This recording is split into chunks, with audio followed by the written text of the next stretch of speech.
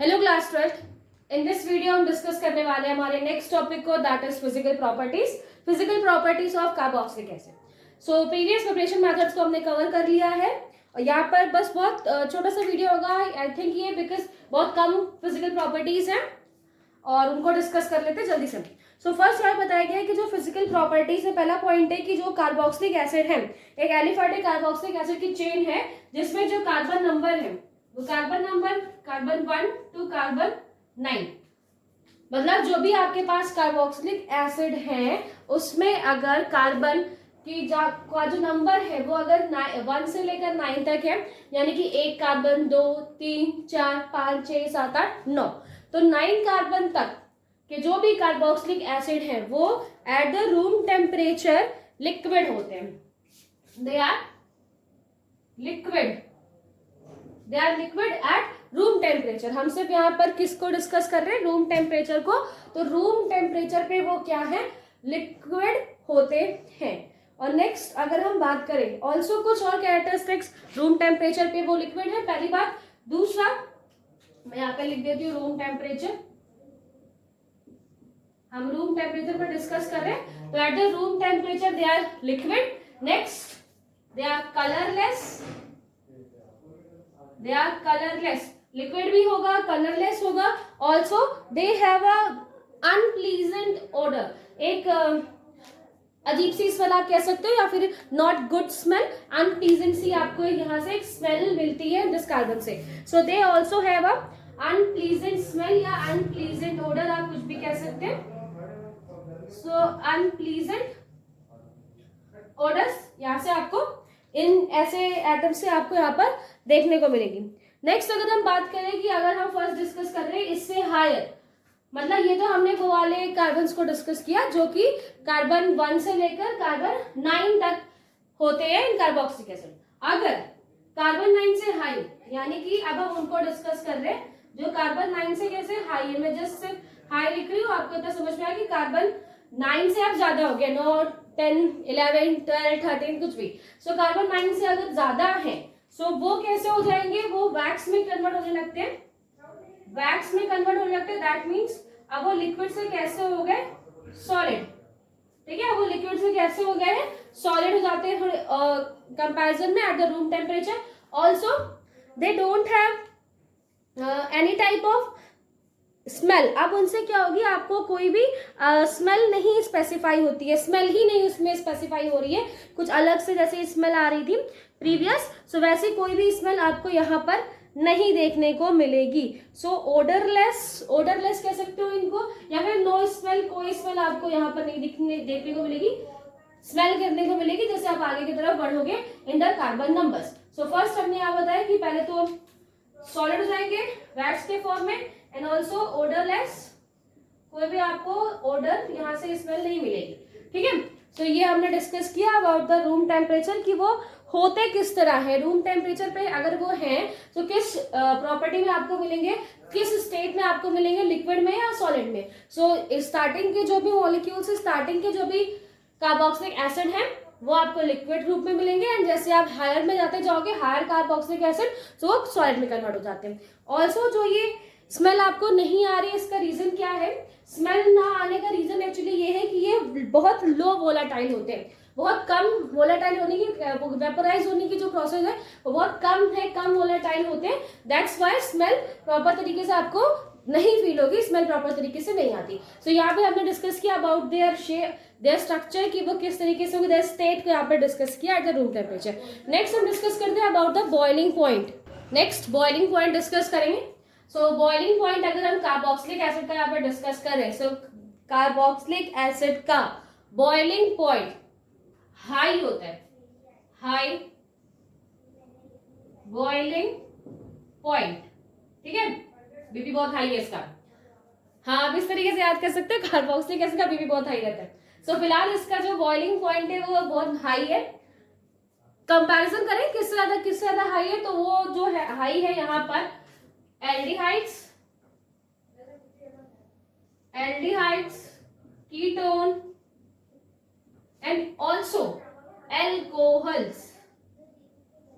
जो एल्कोहल्स हैं उनसे भी ज्यादा हाई बॉइलिंग पॉइंट है कार्बोक्सिलिक एसिड का, ठीक है,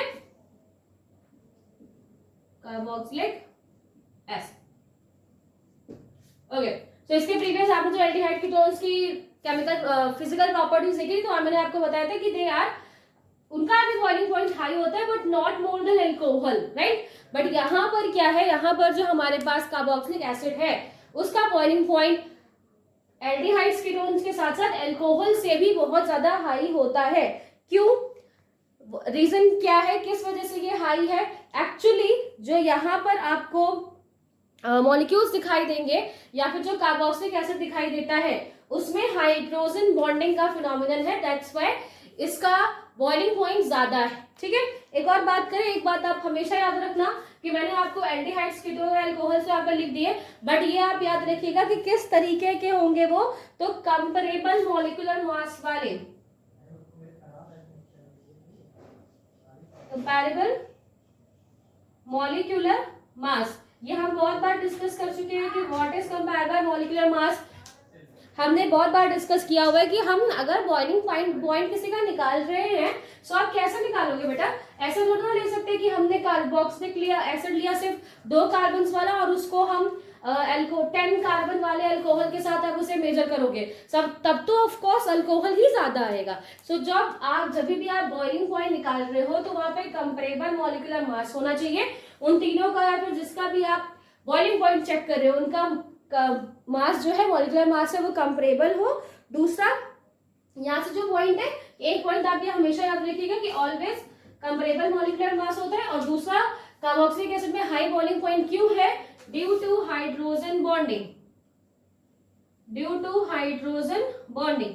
आपको यहाँ पे अभी एक हाइड्रोजन में स्ट्रक्चर बनाऊंगी जिसमें आपको दिखाऊंगी किस तरीके से हाइड्रोजन बॉन्ड बनाता है। सो हाइड्रोजन बॉन्डिंग होने की वजह से वो उसका जो बॉइलिंग पॉइंट है वो हाई होता है। So you can see here, यहाँ पे जो मॉलिक्यूल है, 2 मॉलिक्यूल मैंने बनाए कार्बोक्सिलिक एसिड के, RCOOH, RCOOH, ठीक है, 2 मॉलिक्यूल यहाँ पे मैंने बनाए। अब इनके बीच में आपको ये जो H और O दिखाई दे रहा है, यहाँ पर आपको एक हाइड्रोजन बॉन्डिंग मिल सकती है, अट्रैक्शन मिलेगा, एंड ऑल्सो यहाँ पर भी आपको हाइड्रोजन बॉन्डिंग मिलेगी। So due to this reason, because of this and this hydrogen bonding,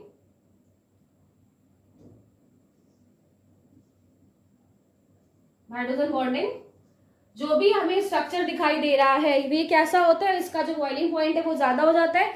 also because ये इतने ज्यादा अच्छे तरीके से बॉन्डेड हो जाते हैं हाइड्रोजन बॉन्ड के थ्रू, जब भी ये वेपर स्टेज में होते हैं, यानी आप इन्हें वेपर स्टेज में चेंज करेंगे तब भी ये क्या कहते हैं, डायमर के फॉर्म में होते हैं। कैसे? डायमर फॉर्म में होते हैं।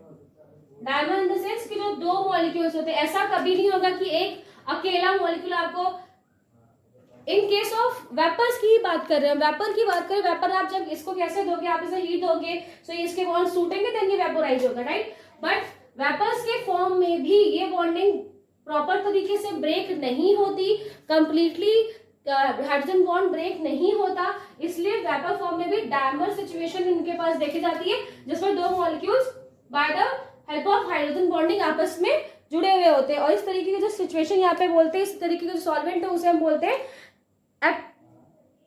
Protic solvent. सो जिस तरीके से आप यहाँ पे देख रहे हो कि वेपर कंडीशन में भी because of this hydrogen bonding completely break नहीं होते, सो वेपर कंडीशन में भी ये डायमर के फेस में रहते हैं। डायमर दैट मींस 2 मॉलिक्यूल आपस में ज्वाइंट रहते हैं, और इस तरीके का सॉलिड में जो होता है उसे हम क्या बोलते हैं, एप्रोटेक्ट सॉल्वेंट हम बोलते हैं। सो बस इतनी चीजें थी बॉइलिंग पॉइंट्स के रिगार्डिंग। आपको बस याद रखना है कि हायर बॉइलिंग पॉइंट है comparison of aldehyde ketone and alcohols also, और रीजन क्या है, because of this hydrogen bonding. आपको दिखाई दे रहा है कि 2 कार्बोक्सिलिक एसिड के मॉलिक्यूल बनाए जिनके बीच में ये अट्रैक्शन जो लगता है, जिसकी वजह से आपको यहाँ पर हाइड्रोजन बॉन्डिंग देखने को मिलेगी, ठीक है। कुछ इस तरह का स्ट्रक्चर है जिससे आपको यहाँ पर हाइड्रोजन बॉन्डिंग देखने को मिलेगी, एंड इवन ये हाइड्रोजन बॉन्डिंग इतनी स्ट्रांग होती है कि वेपर फॉर्म में भी ये प्रॉपर तरीके से ब्रेक नहीं होती, इसलिए ये वेपर फॉर्म में भी डायमर स्टेज में, डायमर फॉर्म में आपको दिखेगा, जिसे हम एप्रोटिक सॉल्वेंट भी बोलते हैं। नेक्स्ट जो लास्ट प्रॉपर्टी है वो है solubility.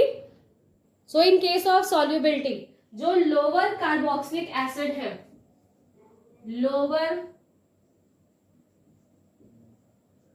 Carboxylic acid, so lower carboxylic acid that means जिनका जो कार्बन जिसमें जो कार्बोक्सिलिक एसिड है उसमें कितने कार्बन होंगे, मैक्सिमम 1 to कार्बन 4, मतलब कार्बन 1 से कार्बन 4 तक, मतलब दैट मीन्स ऐसे कार्बोक्सिलिक एसिड जिसमें नंबर ऑफ कार्बन 1 2 3 या 4, मैक्सिमम 4, इससे ज्यादा नहीं। जैसे एग्जांपल हम क्या ले लें यहाँ पर HCOOH, यहाँ पे carbon number 1, CH3COOH carbon number 2, right, C2H5 ले लो, C2H5, ठीक है, C2H5 नहीं C2H4 हो जाएगा यहाँ पर, ठीक है। तो ऐसे जो है C2H5 COOH आप इसको इस तरीके से भी लिख सकते हो, CH3CH2 COOH, है ना, किसी तरीके से आप लिख लीजिए। सो ये बेसिकली मुझे बताना था कि जो लोअर कार्बोक्सिलिक एसिड है जिनमें जो कार्बन नंबर है वो 1 से 4 तक आपको अगर देखने को मिलेगा, सो वहां पर क्या है कि वो कंप्लीटली मिक्सिबल होते हैं इन वाटर, अच्छी तरीके से ये डिसॉल्व हो सकते हैं। So lower carboxylic acid are completely miscible in water, completely वो यहाँ पर डिसॉल्व हो जाएंगे, कंप्लीटली वहां पर मिक्स हो जाएंगे। Now what is the reason, क्यों कंप्लीटली मिक्स हो रहे हैं, because hydrogen bonding. So here this is the carboxylic acid RCOOH and this is the water molecule। so इसके बीच में भी क्या लग सकती है, हाइड्रोजन बॉन्डिंग आपको दिखाई दे रही है, this ONH, यहाँ पर भी आपको एक तरीके से फोर्स अट्रैक्शन मिल सकता है, हाइड्रोजन बॉन्डिंग मिल सकती है, ठीक है। जरूरी नहीं है कि दोनों उसी से जुड़ा हो, ये किसी और मॉलिक्यूल से जुड़ सकता है, ये किसी और मॉलिक्यूल से जुड़ सकता है, राइट। सो इस तरीके की आपको वहां पर क्या दिखेगी, हाइड्रोजन बॉन्डिंग दिखती है, and because of this hydrogen bonding ये वाटर के साथ बहुत इजीली क्या हो सकते हैं, सॉल्युबल है, वाटर में डिसॉल्व हो सकते हैं। But always remember lower carboxylic acid, कैसे, लोअर कार्बोक्सिलिक एसिड ही हाइड्रोजन बॉन्डिंग कर पाएंगे अच्छी तरीके से और उसमें डिसॉल्व हो जाएंगे। बट अगर हम क्या करें, नंबर ऑफ कार्बन को इंक्रीज करते जाए, सो अगर हम इंक्रीज करेंगे number of carbon, so if we increases the number of carbon, so जो सॉल्युबिलिटी है वो डिक्रीज हो जाएगी। सो सॉल्युबिलिटी डिक्रीजेस, ठीक है। सो आपको याद रखना है कि अगर आपने नंबर ऑफ कार्बन को इंक्रीज किया, सो सॉल्युबिलिटी वहां से डिक्रीज होती जाएगी, बिकॉज जो हाइड्रोकार्बन, अगर आप कार्बन ऐड कर रहे हो ना, आप कार्बन जोड़ रहे हो, carbon carbon carbon carbon, so जो हाइड्रोकार्बन की एक बहुत लंबी चेन है, हमें पता है कि हाइड्रोकार्बन डिसॉल्व नहीं होते in water, so that's because of that reason जो हायर या फिर कहते हैं जो हायर मॉलिक्यूल्स है of carboxylic acid, they are not dissolve in water, ठीक है, बिकॉज वो डिसॉल्व नहीं हो पाएंगे, एंड वो अगर डिसॉल्व होते भी हैं तो जो इनऑर्गेनिक सॉल्वेंट्स है लाइक बेंजीन, इथर, अल्कोहल में डिसॉल्व होंगे, ठीक है। जो हमारे पास हायर कार्बोक्सिलिक एसिड है वो डिसॉल्व होंगे, जो किसमें, बेंजीन में डिसॉल्व होंगे या फिर इथर्स में डिसॉल्व होते हैं, ठीक है, और अल्कोहल्स में डिसॉल्व होंगे। सो जो इनऑर्गेनिक सॉल्वेंट है आपके पास, ये इनऑर्गेनिक सॉल्वेंट्स में, ऑर्गेनिक सॉल्वेंट, बेटा क्या बोल रही थी मैं, इनऑर्गेनिक नहीं, ऑर्गेनिक सॉल्वेंट। सो जो हमारे पास ऑर्गेनिक सॉल्वेंट्स हैं उनमें ये डिसॉल्व हो जाते हैं, ठीक है। आपको याद रखना चाहिए सब ऑर्गेनिक सॉल्वेंट से कार्बन कार्बन कार्बन, तो सॉरी फॉर दैट, इनऑर्गेनिक निकल गया, दैट इज ऑर्गेनिक। सो जितने भी ऑर्गेनिक सॉल्वेंट्स होते हैं इसमें हम कार्बोक्सिलिक एसिड को डिसॉल्व कर सकते हैं, वाटर में डिसॉल्व नहीं होगा, हायर कार्बोक्सिलिक एसिड डिसॉल्व नहीं होंगे, लोअर डिसॉल्व हो जाएंगे।